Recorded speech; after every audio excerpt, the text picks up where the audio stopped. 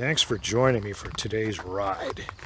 Where I'm at is the Downriver Trail near Elmer City, Washington. So let me switch the view here. Here we have the east side of the river. And what that is actually they call it the Okanagan Highlands. And it's actually a southern extent of the Monashee Mountains that are in British Columbia. Now we're looking south towards the Grand Coulee Dam, and you can see the Columbia River. And you can see that I live in a canyon here. Now I don't live near here, but even further to the east where I live, we're in the Columbia River Canyon. So what that means is we have an abundance of climbing. Whichever direction you go, you've got to climb. So where I'm at right now is the Downriver Trail. So I decided I wanted a break from climbing. And this is a multi-use path that's mainly gravel. Now, what would I be riding an enduro bike for on a flat route? Because I want the flattest possible route today. I want my knees to get a break. Well, this bike's heavy with a little bit wider tires, 2.3 inches. So that'll make it more work, pure and simple. So I'll get ready and then we'll continue once I'm underway. Now that we're underway, I'm not up to cruising speed yet, but we're heading south toward the dam. And my obsession with doing a flat ride is this. When you think about it, the more climbing you do in a ride, the more rest you have, because you're going to descend sometime after you climb. So your heart rate's going to be all over the place. You know, it's going to be maxed when you go up the hill, then you'll totally recover going down.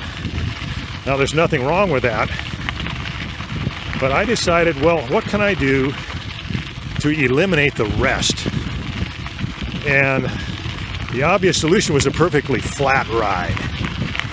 Now a lot of people get really macho about climbing and all of that, but to me climbing is part of the route. Some routes have a lot of it and some don't. And around here you have to in most directions. So I don't mind it, but it is good to have a break. So this trail here is actually a maintenance road because there are a number of wells that go down and monitor the water table. So there's electronic sensing for the riverbank stabilization. But they let the public use this as a multi-use path. It's really good. So equestrian, pedestrian, and bikes.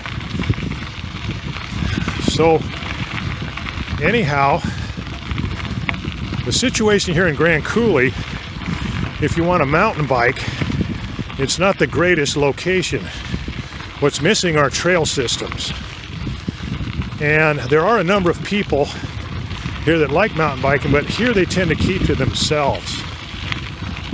I have to pay tribute to a small community in California that I've got to enjoy, and that's Susanville. And they have trails, good ones, and quite the rider community. You know, I've met some of the folks and even ridden with them. Not only have a good riding community, both mountain and road riding, but everybody races. So anyway, there is potential even in small communities. So I'm trying to keep an open mind about that. So today, once my warm-up here is finished, I'll get to work. So thanks for joining me from the Columbia River Trail near Grand Coulee, Washington. I'll sign off and get cracking on this bike.